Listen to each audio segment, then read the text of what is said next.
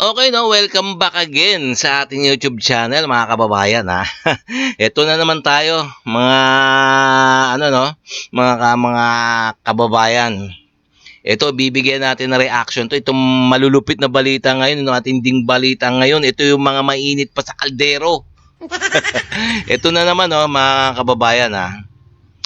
Si Davao City Mayor, na si Basti Duterte, ha. Binanata na naman. Binanata na naman ang Pangulong Bongbong Marcos, ha.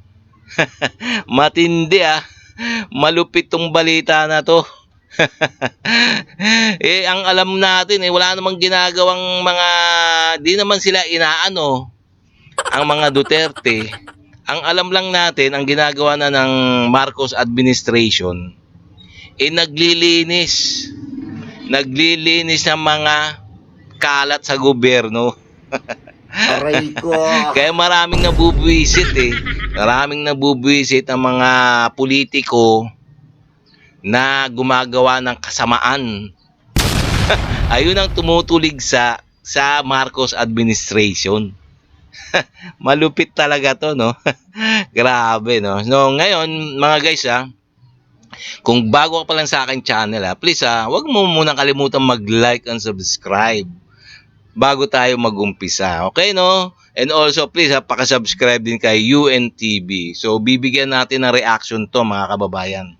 Ito yung mainit na balita ngayon. Ito si Baste, talagang binanata na naman si Pangulong Bongbong Marcos. Sige, umpisa na natin.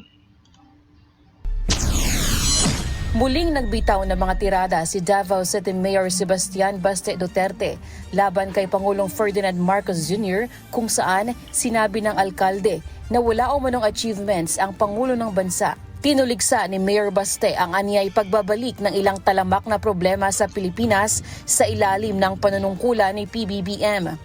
Ano achievement nito? Binalik yung droga, binalik yung kriminalidad, binalik yung korupsyon. At ngayon yung yan, gusto pa magpatagal ng termino niya. Ikinumpara ni Mayor Baste sa PBBM.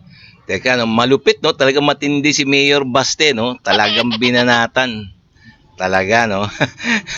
Malupit talaga. At kanya naman, galit na galit kay Bongbong Marcos.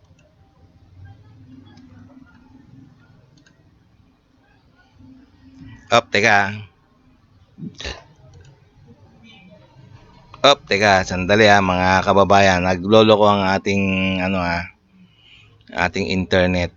Okay. Sa kanyang ama na si dating Pangulong Rodrigo Duterte na anya ay iginagala ang 1987 Constitution at hindi na humiling pa na mapalawig ang kanyang termino o isulong pa ang charter change. Naniniwala rin si Mayor Baste na nasa ilalim ng undeclared martial law ang bansa ngayon. Ayon sa alkalde, marami umano mga kritiko at oposisyon ngayon ang anyay nape-pressure dahil sa away sa politika. Kasama na rito ang kinakaharap na impeachment ng kanyang kapatid na si Vice President Sara Duterte at ang pagpapaaresto kay Senador Bato de la Rosa na kilalang kaalyado din ng kanyang pamilya. You know, tama si Mike. This is not even a silent martial law.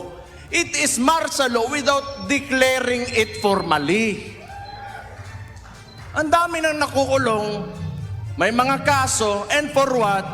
Because they opposed, the actions of the administration. Why? Is that so wrong?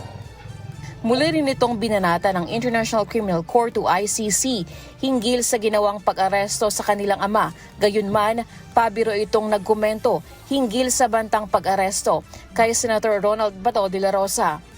Kaya gusto na naman nila kunin si Bato, ipadala doon sa ICC.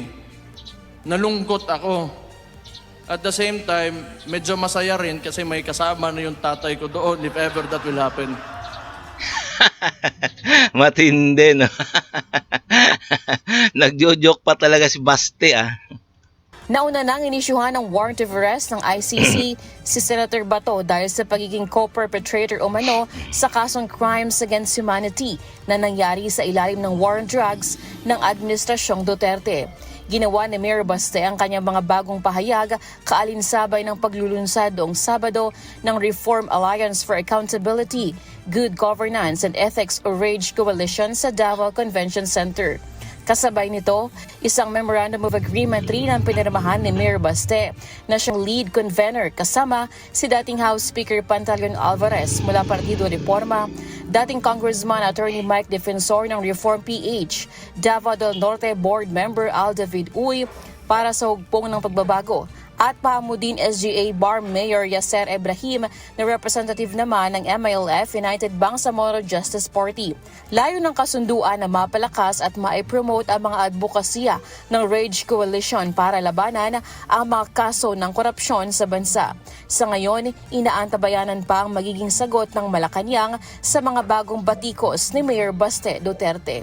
Lelaine Moreno, humahataw sa balita ngayon. Matindi talaga to, no, mga kababayan, no? Talagang binabatikos talaga nila ang Marcos administration, no? Wala naman talaga, wala naman ginagawa ang Marcos administration, no? Kundi ilinisin o hulihin yung mga nagkasala sa batas. Doon sila galit na galit. Yung mga kritiko, yung mga kumbaga yung mga tinatamaan ng mga ginagawa ng Marcos administration. Matindi. Okay, no, so hanggang dito na lang tayo mga kababayan, no. So kung bago pa lang sa akin channel at bago tayo magtapos, please like and subscribe na lang muna sa ating YouTube channel, bago tayo magtapos. Okay, no, so maraming salamat.